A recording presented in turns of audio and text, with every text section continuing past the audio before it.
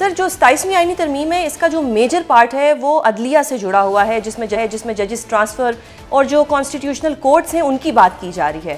آپ کیونکہ senior advocate Pakistan ہیں، آپ کی نظر میں یہ کس طرح سے ہے؟ کیا آپ کو لگتا ہے کہ اس سے سپریم کورٹ کے اختیارات کم ہو جائیں گے، یا یہ بہت اچھی بات ہے کہ اگر ہمارے ملک میں کانسٹیٹیوشنل کورٹس بن رہے ہیں تو عوام کا ٹائم بھی بچے گا، عوام کا جو فیصلے ہیں، انصاف ہے، وہ بروقت مل سکے گا؟ آپ کا کیا نظریہ ہے اس کے اوپر؟ کانسٹیٹیوشنل کورٹ کے بنائے جانے کے تو میں بالکل حق میں ہوں، اور یہ میں سمجھتا ہوں کہ it could be a good development. But constitutional court کو اختیارات ایسے دے دینے کہ جو کہ اب اس کو کیسز کو بھی وہ فائنل ججمنٹ اور آن فیکٹس بھی کیسز کو دیکھ سکتا ہے.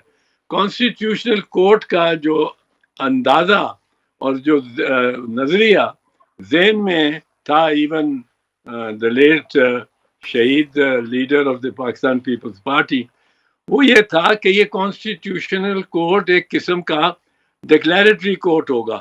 آئین میں کا کوئی تنازع ہوگا کسی کیس میں تو اس کے پاس ریفر کر دیا جائے گا، اور وہ کانسٹیٹیوشنل کورٹ اس پہ جو قانونی اور آئینی پوزیشن ہے، اس کی جو انٹرپریٹیشن قانون کی آئین کی ہونی چاہیے وہ کر دے گا. اور وہ علیحدہ کورٹ ہوگا، علیحدہ چیف جسٹس ہوگا اس کا، اور جس طرح یہ شریعت کورٹ ہے تو اس کا، لیکن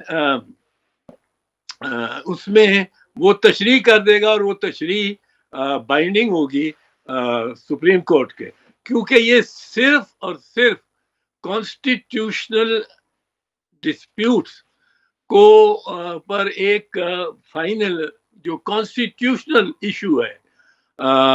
آپ کرتے ہیں کہ اسکولوں میں داخلے ہیں، اس پہ آپ ایک پٹیشن کر دیتے ہیں آرٹیکل 25 کی کہ یہ ڈسکریمنیشن ہو رہی ہے، اس میں امتیاز برتا جا رہا ہے، اور اس کے آپ کو فیکٹس دیتے ہیں. تو کانسٹیٹیوشن کورٹ نے صرف وہ کانسٹیٹیوشنل ایشو کو ڈیسائیڈ کرنا ہے، اور اب وہ جب وہ بتا دے گا کہ اس میں آرٹیکل 25 کا کیا کس طرح وہ اس میں اس بحث میں شامل ہوتا ہے اور کیا اس کا تقاضا ہے، تو وہ اس کے بعد وہ کیس اس کے پاس نہیں رہے گا، وہ سپریم کورٹ کے پاس ہی جائے گا. But the Supreme Court will have to decide on the basis of the interpretation of the law and the constitution made by the constitutional court. صحیح، یعنی کہ جو ایک فائنل ڈیسیژن ہوگا وہ سپریم کورٹ آف پاکستان کا ہی ہوگا. وہ final decision on the merits of a case وہ سپریم کورٹ کا ہی ہوگا. صحیح. وہ کیس جو جا رہا ہے سپریم کورٹ میں ہے، وہ اس کانسٹیٹیوشنل کورٹ میں چلا جائے گا اونلی ٹو دی ایکسٹینٹ کہ کانسٹیٹیوشن کی جو پروویژنز اس میں ریلیونٹ ہیں ان کا کیا تقاضا ہے. صحیح سر، اور ایک اور چیز ہم جاننا چاہیں گے کہ جو کانسٹیٹیوشنل کورٹس ہیں ان میں ججز کی اپوائنٹمنٹ کا طریقہ کار کیا ہوگا، اور کیا وہ طریقہ کار جو ہے وہ میرٹ پہ ہی ہوں گی جتنی اپوائنٹمنٹس ہیں؟ نہیں، ابھی تو اس کا کوئی علم نہیں ہے کہ اب یہ سپریم کورٹ کے کوئی 24-25 ججز ہیں اس وقت، کن کو وہ بھیجتے ہیں کانسٹیٹیوشنل کورٹ میں. کانسٹیٹیوشنل کورٹ میں ڈائریکٹلی وکلا بھی آ سکتے ہیں، کوئی وکلا آتے ہیں کہ وہ سپریم کورٹ کے ججز میں سے ہی سلیکٹ کرتے ہیں. یہ تو ابھی مبہم ہے. صحیح صحیح. اور سر جو ججز ٹرانسفر کی بات کی جا رہی ہے آرٹیکل 200 میں کہ اگر کسی جج کو ٹرانسفر کیا جاتا ہے اور وہ ٹرانسفر نہیں ہونا چاہتا تو اس کو ریٹائرڈ تصور کیا جائے گا، ہاؤ ڈو یو سی دس؟ یہ تو کوئرسو میئر ہے نا ٹرانسفر کرنے کا. صحیح. اس پہ ایک آپ سر پہ تلوار رکھ کے یا کن پٹی پہ پستول رکھ کے آپ کہہ رہے ہیں اس کو کہ تم جاؤ ادھر. یہ تو قانون کے تحت اس طرح نہیں ہو سکتا. اس کی چوائس ہونا ضروری ہے، اس کی مرضی ضروری ہے. انڈیپینڈنس آف دی جوڈیشری کا یہی تقاضا ہے کہ اس کو وہ ایکسپٹ کرے اس کو، اور ورنہ یہ گھر بھیجنے والا تو معاملہ ایک دو جگہ پہلے قوانین میں آیا ہے. یہ کوئی اچھی یہ بات نہیں ہے، اور اس میں بالکل کوئرشن ہے. پستول رکھ کے کنپٹی پہ آپ کہیں آپ خیبر پختونخوا سے سندھ کے چلے جائیں یا بلوچستان چلے جائیں، تو یہ اس طرح، یہ میرا نہیں خیال اس کو کوئی عدالت اپ ہولڈ کرے گی صحیح ایز ویلڈ. صحیح. سر اس میں ایک پوائنٹ یہ بھی آتا ہے کہ ایک جج جس کو ٹرانسفر ہونے کا خطرہ نہیں ہوگا وہ زیادہ بہتر فیصلے دے گا، یا وہ جج جس کے سر پہ یہ تلوار لٹکی ہوئی ہوگی کہ جی اگر میں نے کوئی فیصلہ اگر کسی کے اگینسٹ دے دیا اور کسی کو برا لگ گیا تو مجھے تو ٹرانسفر کر دیا جائے گا، تو پھر اب کیا فیصلے جو ہیں وہ کسی پریشر میں آئیں گے، یا وہ ایک ابھی بھی آپ کو لگتا ہے کہ آزاد فیصلے آئیں گے؟ نہیں، پریشر میں یہ تو ججز جو بقایا جات ہیں یہ تو پہلے ہی کمپرومائزڈ ہے. صحیح. اور انہوں نے تو دیکھیں، ایک چیز ہے کہ ایک جج کو 15 نمبر سے لاہور ہائی کورٹ لا کے، یہ اب ایک ہے 26ویں آئینی ترمیم، جی ایک ہے اس کی ورکنگ. وہ 26ویں آئینی ترمیم پہ بھی بہت لوگوں کو اختلافات تھے اور بہت سارے ہیں، لیکن اس کی ورکنگ جو اس کے بعد ہوئی ہے، اس پہ ورکنگ، اس نے وہ میلس فور تھاٹ جو اس میں ساری میں تھی وہ اس کو بڑا بے نقاب کر دیا اور کلیئر کر دیا. اب جو ترمیم، میں یہ کہتا ہوں کہ کوئی ترمیم، یہ یاد رکھیں میری بات، یہ نوٹ کریں، کوئی ترمیم جو کہ جس پہ بحث نہیں ہوئی پارلیمنٹ میں، اور جس کو جو ایک آدمی کو سرو کرتی ہو، پرسن اسپیسیفک ہو، وہ ریت کی دیوار ہے، وہ نہیں چلے گی. صحیح. اور وہ آپ دیکھ لیں یہ 26ویں ترمیم کے ساتھ کیا ہوا. 26ویں ترمیم وہ کیا کوئی 7 مہینے پہلے آئی ہے، اور یہ آئین کی ترمیم ہے، آئین میں ترمیم. اس کو دیر پا ہونا چاہیے، اس کو 2-3 جنریشن کے لیے ہونا چاہیے، لیکن آپ دیکھیں گے اس کو 7 مہینے کے اندر ہی یہ ختم ہو گئی.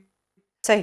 یہ ریت کی دیوار تھی 26ویں ترمیم، اور انہوں نے اس جو 27ویں ترمیم ہے اس کو بھی ایک ریت کی دیوار بنا دیا ہے by over extending the privileges being granted to any one مین.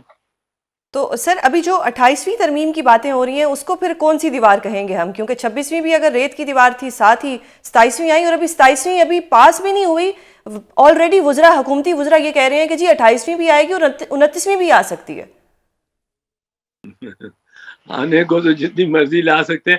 اب ان کے پاس ایک نمبر، اب یہ تو ہے نا اس طرح کہ میرے پاس ایک ہتھوڑی ہو اور ہتھوڑا، اور میں وہ میرے ہاتھ میں ہتھوڑا آ جائے تو میں ہر چیز کو جو بھی چیز ہوگی، کوئی گلاس پڑا ہوگا، کوئی جگ پڑا ہوگا، کوئی چیز بھی پڑی ہوگی، میں اس کو ایک یہ کیل ہی سمجھوں گا. جی انگریزی میں کہتے ہیں he who has a hammer in his hand thinks everything is nail. تو وہ ہر جگہ ہی مارتے رہیں. ان کو یہ اختیار آ گیا ہے، نمبر ان کے پاس آ گئے.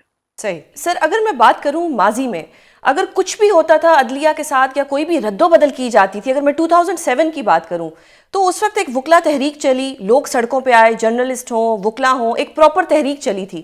اب کی بار ہم نے دیکھا کہ 26ویں ترمیم کو اپوز تو بہت کیا گیا لیکن وکلا کی طرف سے کوئی تحریک نہیں چلی.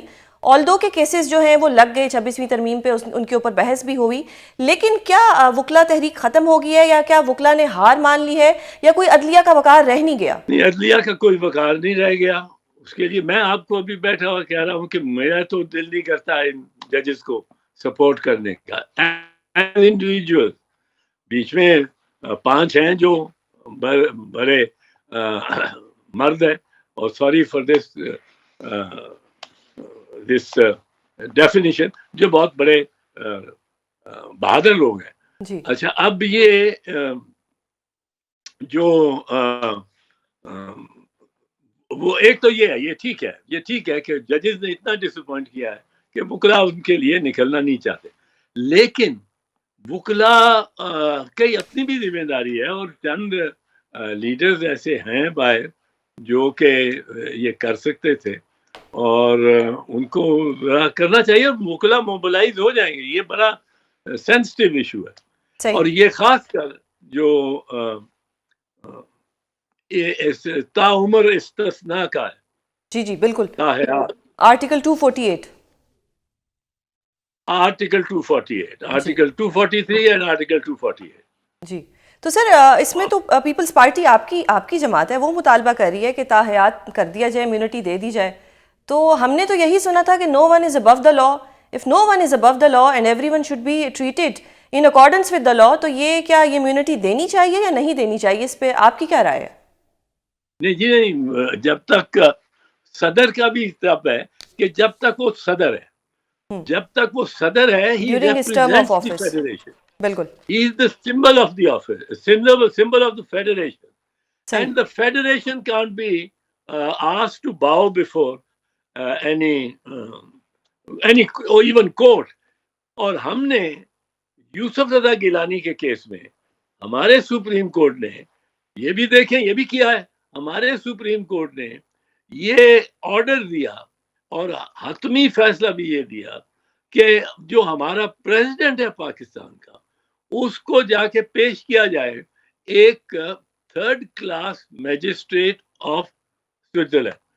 اب میں تو اس کی مخالفت کرتا تھا کہ you can't ask the president, the president is above this. جب وہ نہیں رہیں گے پریزیڈنٹ، پھر آپ ان سے ان کا احتساب کر لیجئے. پر یہ جو لائف ٹینیور، لائف ٹائم، یعنی جب تک وہ آفس ہولڈ کرتے ہیں اس کا تو کہا جا سکتا تھا، پر یہ جب لائف ٹائم اتنا ٹوٹل امبریلا جی صدر کو یہ استثناء ہے کسی فوجی کسی یہ جو فوجداری کیس میں، کسی فوجداری کیس میں، and even in the civil cases, فوجداری کیس میں اگر وہ آپ کے سامنے گولی مار کے کسی کو قتل کر دے، he can't be tried or taken to before a court until as long as he is the president. یہ اور بات ہے کہ ایسے بندے کے خلاف 2 دن بعد مواخذے کی تحریک آ جائے اور اس کو نکال دیا جائے.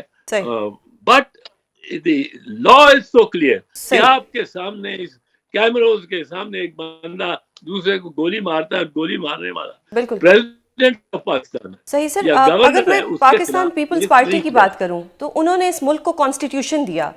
آج پیپلز پارٹی کی مدد سے ہی، ان کی سپورٹ سے ہی کانسٹیٹیوشن میں امینڈمنٹس لائی جا رہی ہیں. کیسے دیکھتے ہیں آپ اس ساری چیز کو کہ کیا یہ وقت کی ضرورت تھی؟ کیا پیپلز پارٹی کو امینڈمنٹس میں سپورٹ کرنا چاہیے، یا جو 1973 کا کانسٹیٹیوشن تھا وہی ٹھیک تھا؟ دیکھیں 1973 کا کانسٹیٹیوشن بڑا بیلنسڈ کانسٹیٹیوشن ہے، اور اس میں اب فار انسٹنس میں سمجھتا ہوں کہ جو چینجز نہیں آنے چاہیے، you can not change, should not وہ